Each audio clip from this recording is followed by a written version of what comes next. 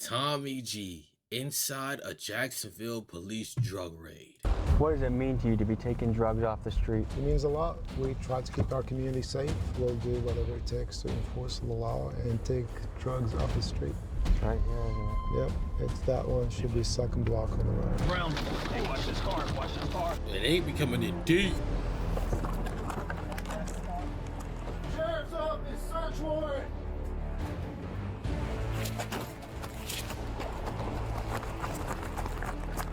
Like I'm watching what's that show called? Police? Body cams? It's Cops. 1:20 on a Saturday, and we're responding to the scene of an overdose.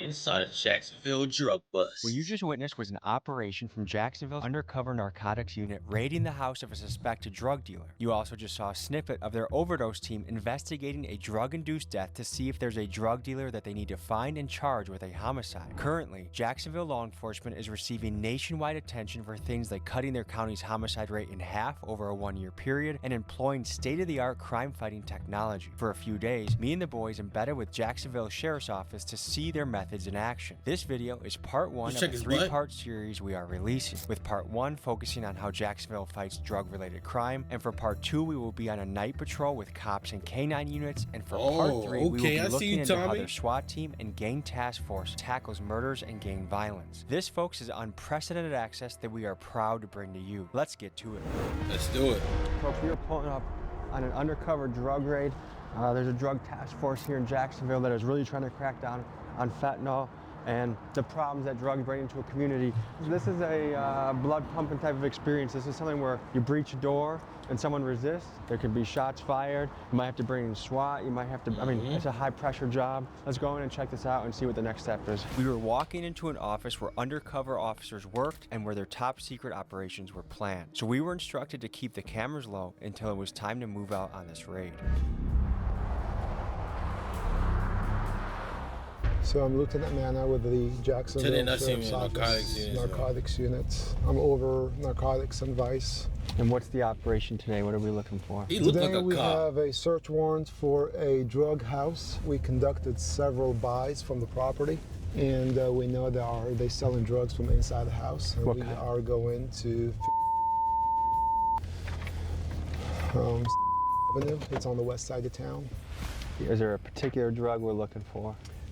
We conducted several buys. We bought crack cocaine from there. How many drug raids do you think you've been on in your day?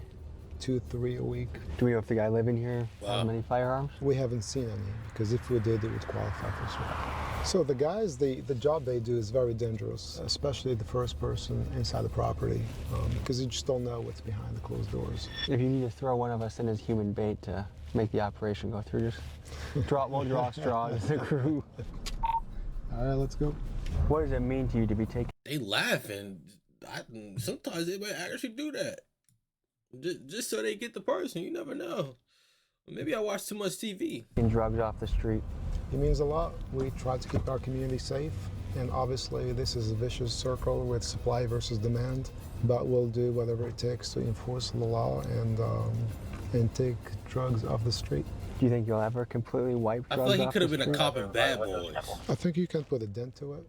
I don't think you can wipe it off completely, because there are some, for instance, marijuana is legal in certain states. Yep. It's a very tough challenge. Again, it's a vicious circle. Medical marijuana. Supply versus demand. Guy going right there? He's going in? Yep, he's going to the door. All right. Okay, yep, we're going to take him too. It's right here, isn't it? Yep, it's that one. Should be second block on the right. Door looks good. Door's brown. Hey, watch Ready? this car, watch this car.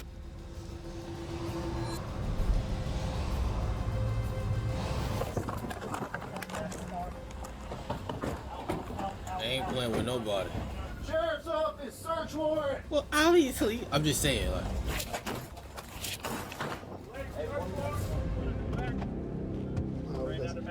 There's somebody running in the back door. I got 2, gray jacket, black pants, another one. They're running, they ran out of the apartment complex. So this. Okay. Stop running!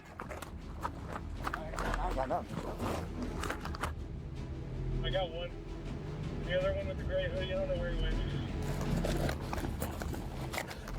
Taser. 4-5 Mike's flooding in the back.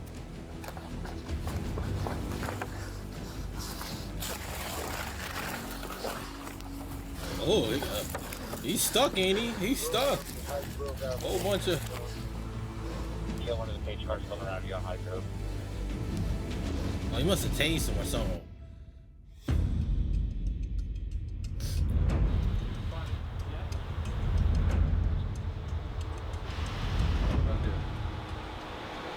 Under your Those handcuff? some new zip ties. I can fit a finger in between there, buddy. That's kind of what we got to do.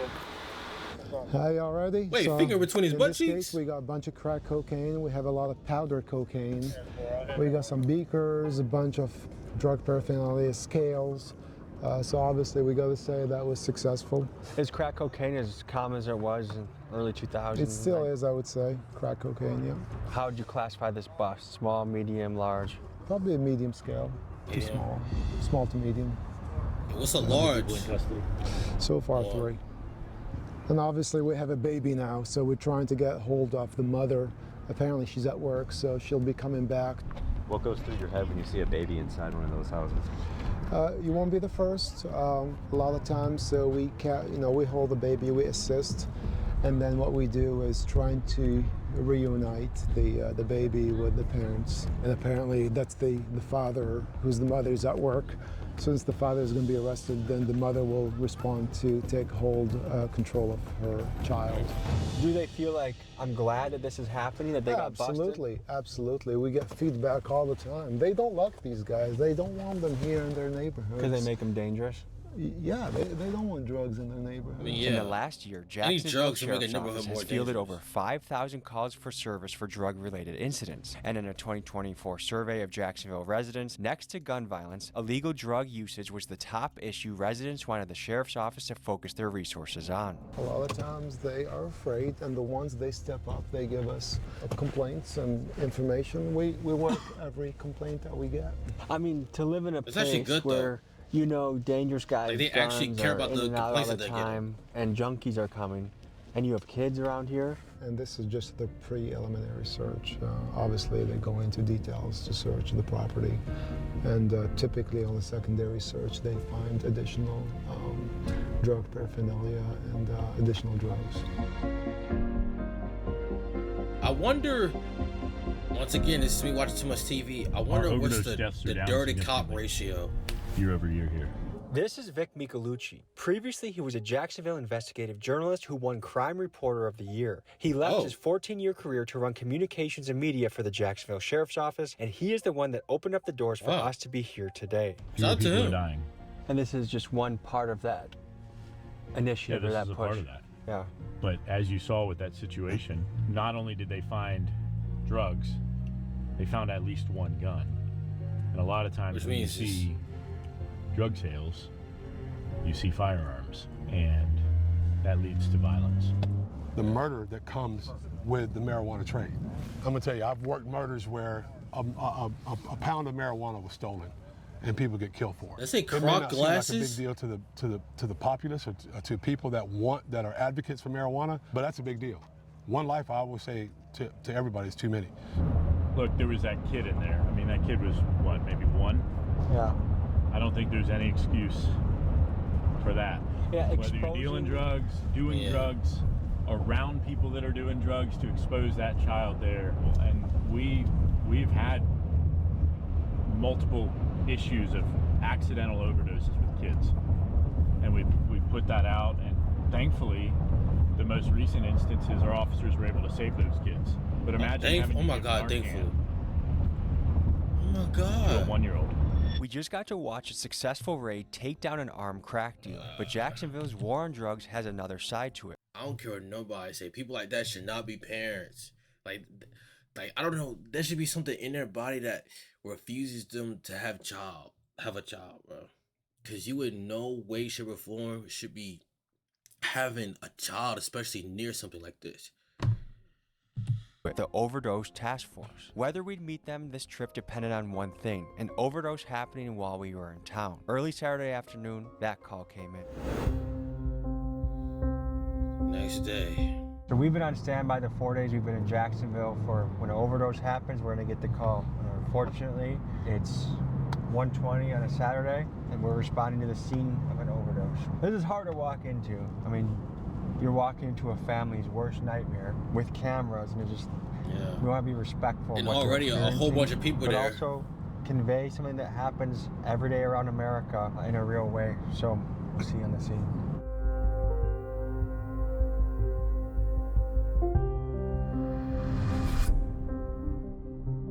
Right now the victim is still present, so we're going to allow you guys to come in, just kind of keep a distance. We'll be collecting a bunch of things. I think that would be very good, and like as far as the recording and stuff. Who are you and what do you do? What's your role? So I am Sergeant Kay Cruz. I am with the Jacksonville Sheriff's Office. I'm a part of the Narcotics Overdose Death Investigations Unit. We are allowed to cross the threshold and film inside the ring. Yeah. Just don't. We have consent from the family? Yeah, and then that's also why I was speaking to the next of kin, because I didn't want her to be like, why is media here? So I was explaining to her the reasoning for you guys being here and like helping, produce information to give out to, the public to hopefully prevent future overdoses for overdose awareness. As you enter a scene, what are you looking for? What are you gonna? So the very beginning of our investigation is the patrol response. Anytime patrol responds to a undetermined death, depending on the evidence on scene, determines what unit will come out to conduct the death investigation. The initial investigation, we're unable to determine what the actual cause of death is. When we respond to the scene, there's kind of two different investigations going on. You have your medical examiner's office investigation, and you also have your Jacksonville Sheriff's Office investigation. The medical examiner's office will do all the medical related stuff. So they're doing the toxicology, and they're actually going to determine the actual cause of death. We are conducting the Sheriff's Office investigation. So with any individual, or if an individual provides a controlled substance to an individual that is a substantial factor in their death, they can be held liable. And you know that? We're trying to figure that out. We're trying to figure that out. Again, very initial stages of the investigation. We're processing the scene with the crime scene unit. And also we're working with the medical examiner's office. We're collecting any evidence that may assist our investigation. What has you wearing a mask to the scene? We wear those to protect our identities because a lot of us work in an undercover capacity, so that's why we wear the mask, because we're out in the public. So we just try to conceal our identities from members of the public, because you never know if someone here at the scene provided drugs to the victim, or if any of these people could potentially be a suspect or a drug dealer for a case that we encounter later. Is it possible that you might find the dealer, you might do an undercover buy from the same dealer that sold here? Yes, it's possible. Because that way you're familiar with the case. Yes. Have you ever been in a sketchy situation? A lot of them. Explain one of them. I've been locked in hotel rooms with drug dealers before. Sometimes they'll do that to make sure no one's coming in behind you, so you're in there with them trying to buy drugs. For how and they'll long? lock the doors behind you. They have guns on them. They have drugs there. There was a case in Miami recently where they made an undercover actually smoke fentanyl just to say that he wasn't an undercover. Oh, hell no. No, he did not. What she's Oh, hell no.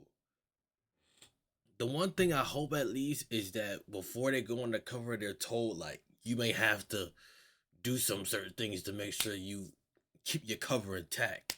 It's fentanyl? In their head, it's probably you either do this fentanyl or that's the end. That's crazy.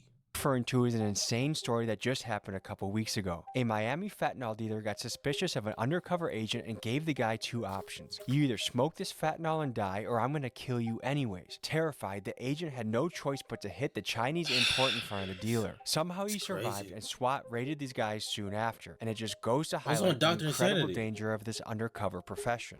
I've had drug dealers before try to get me to smoke drugs, and it's just, it can be pretty dangerous and sketchy. Pretty much. Yeah, it could be laced to other stuff. What got you into it? When I was little, I really liked the show Cops. See? I'm not from Jacksonville, but when I was little, I used to watch the episodes, and I remember I watched a little bit when I was seeing the younger. Jacksonville Sheriff's Office episodes and being like, that area in particular, I don't know why, stuck with me, and I was like, that looks like a pretty crazy place to live or work or whatever. We talked to, prior to making entry, we're talking to patrol to provide us with their information that they collected upon their initial response.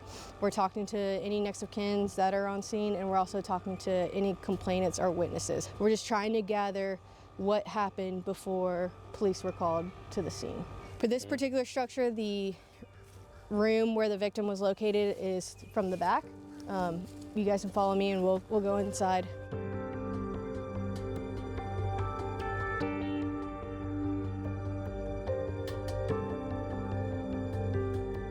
What are the primary things we're looking for? Where are your eyes going right now? So eyes are going in the immediate area where the victim was located, but also like common areas of the house, living room, bathroom. We're checking for any paraphernalia, narcotics related, and any additional narcotics or any paraphernalia to even include like little baggies that. What about like hidden, like, you know, like the hidden compartments, you know, it might be a can over here, but it's really just to hide, you know, drugs. Could have been packaging for narcotics. I've been working narcotics related investigations for a little over 7 years now. I've been working narcotics overdose death investigations for approximately 3.5, 4 years. What got you into the overdose unit? I enjoyed working narcotics investigations. I noticed that before the creation of this unit, homicide was responding to these types of investigations. And prior, this was kind of before it became, we fell under the Florida state statute of murder. Once we started falling under that Florida state statute, we were able to dig deeper into different types of investigations. Florida lawmakers are not alone in expressing the sentiment that a drug dealer should be subjected to harsh penalties, particularly if they can be tied to an overdose death. In fact, just recently, Trump made headlines again by stating his long-term position that drug dealers should receive the death penalty. Unless you have the death penalty for drug dealers, you'll never get rid of the drug problem. Put that through your head.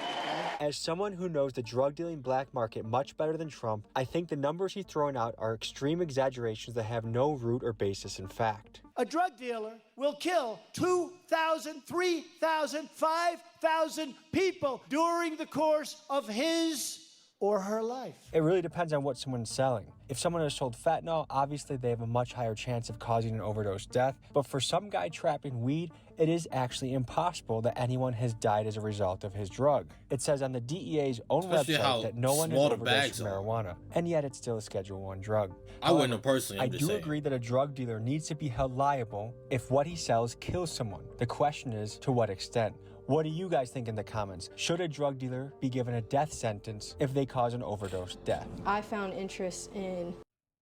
I think it really depends. Some people, it depends on the drug one. It also depends on like who they are as a person. Like me personally, I don't do any type of drugs, so I wouldn't advocate for drugs. But if you do drugs, you know, you need to know your limit. It's a personal thing as much as it is a drug dealer thing, because a drug dealer cares more about the money that they're getting than the people they're getting the money from, if that makes any sense. Although drug dealers could lace the drugs, you know, it really just depends. Not only giving closure to the family of the victims, but putting all the pieces together to try and determine who actually sold illegal drugs to the victim. How many calls like this a week do you typically respond to? The overdoses, they come in waves. There are times that we can get 10 in a week. There are times that we can get 0. There's no way to determine how many call outs a week that we're going to get. Crime scene units here, the narcotics overdose detectives are here. They are taking photographs, they're looking around, pointing out or trying to locate any evidence that may be narcotics related. They are waiting for the medical examiner's office to arrive. Once the medical examiner's office arrives, that's kind of where we're now dividing into like 2 investigations, but we work very close together. Like I said, I think the more information we get out there to the public, make aware that it's not only fentanyl. Yes, fentanyl, that's what we're hearing in the news. It's a dangerous, deadly drug, but any illegal substance can cause a death. Well, thank you for what you do. Yeah, thank you. Some Americans would say, hey, thank you, man. Alcohol is legal. Alcohol has a lot of problems. I mean, if you look at domestic disputes, violence, fights, drunkenness, DUIs. That's all excuse That's a stuff. huge multi-billion-dollar industry. It's an inhibitor. Why should weed be any different? Because why add Or to inhibitor. why add to the problem that alcohol already causes? Because prohibition doesn't work. The war on drugs has not solved since the 70s the issues of drugs in our community. So let me ask you this question. Because we should legalize marijuana because people like to smoke it, we should legalize cocaine, methamphetamine, we should legalize fentanyl, we should legalize all those things? No, of course not. Just because people... And then a person who indulges in that, let's say, or indulge in weed, would be like, man, it's just from the earth. It's just from the earth, man. It's one thing if you know your limit, but some people very spontaneous, meaning they like to try different things. They try something stronger than weed, then it's a lot of a different story. And also, let's not act like people who smoke weed aren't addicted. So, like it, there are certain things that some people who need to smoke shouldn't do, and I think the government should uphold a standard. So what gave you reason to believe that this could be a narcotic overdose in the first place? So, based off the evidence that is located at the scene of a death, so for this particular incident, there is narcotics paraphernalia and additional narcotics on scene. We cannot on scene determine the cause of death.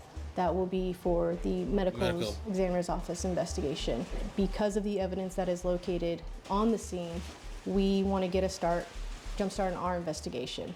So the van actually pulled up super close, and we're keeping family further out, so it should be okay.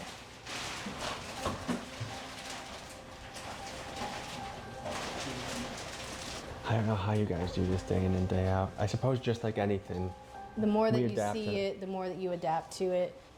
And like I said, with these investigations, it affects the family more than anything.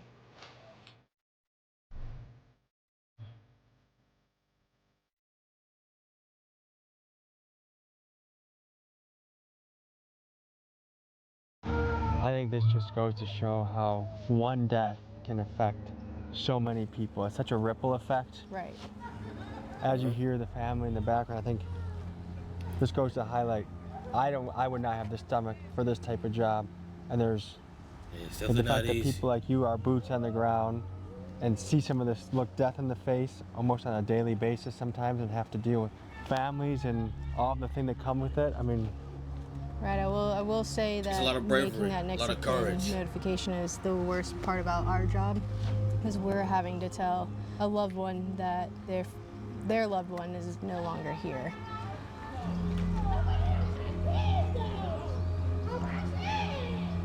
what I've seen in my own family, and there's not one person with the reach drugs has. You could be in a mansion or you could be in the poorest of the poor. There's not one family in America that probably doesn't have some impact of drugs hitting their family or alcoholism hitting their family. Right. It's just such a heavy job. And then this is the other thing is I think like this gives me perspective too, because sometimes it's easy to look at a dealer and be like, oh, he grew up in a messed up neighborhood with a messed up childhood and he's just trying to make some money to put rent on, to pay the rent. But then when it has the impact like this, that makes an entire family gather and cry, then you have a little bit more of a, well, when they get raided, you know why. The drug dealers know. They know that they are selling this deadly drug. They know what they are selling, so that is why they should be held accountable. I agree. They should be held accountable. Yes. And every single person has that voice inside their heart that knows when something is right or wrong, and to override that just so you. This is why I said this in another Tommy G video. I was saying that I feel as though people feel as though drugs is the only way out, but that's just the only option they see in front of them. It's about knowing what you do will have consequences, even if it doesn't directly happen to you, or if it also happens to you, because your decisions do affect other people. You can pay rent, even though you can cause devastation to an entire family. And one dealer might have. I mean, do you encounter multiple dealers? Customers. Do you ever encounter dealers that you guys arrest that are tied to multiple deaths? Yes. Yeah, this really helped me change my perspective on drug dealing. I mean, there's so much that comes with this. There's family members that have to pay for the funeral. There's how many people had to call off work to leave here and come.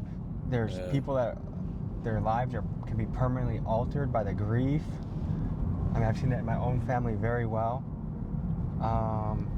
Just in today's episode, the fact that a dad is selling crack cocaine next to his baby, and then we land at this scene over here when he's passed away and the family's crying, like, you gotta raise your standards a little bit. It makes me thankful, I mean, for the detectives that have to collect bodies and investigate, and then the people that have to risk their life to go undercover to do the work to catch these guys. That's more of a risk than most of us are willing to take. It's an honest job, it pays the bills, and these are people that go to bat for us in our community. So, a really interesting perspective of how Jacksonville is fighting the flow of drugs through the city. That was a deep dive into the world of Jacksonville crime fighting and the drug division, their narcotics division. Thank you for joining. The support's amazing. See you, Tommy. Appreciate you guys. I'll see you next week. Thank you. Folks, you just saw a glimpse of what Jacksonville law enforcement does. And next week, we'll dive even deeper, doing a night patrol episode that involves a kidnapping call, going out on a mission with a K9 unit, catching a live burglary in action, and much, much more. We will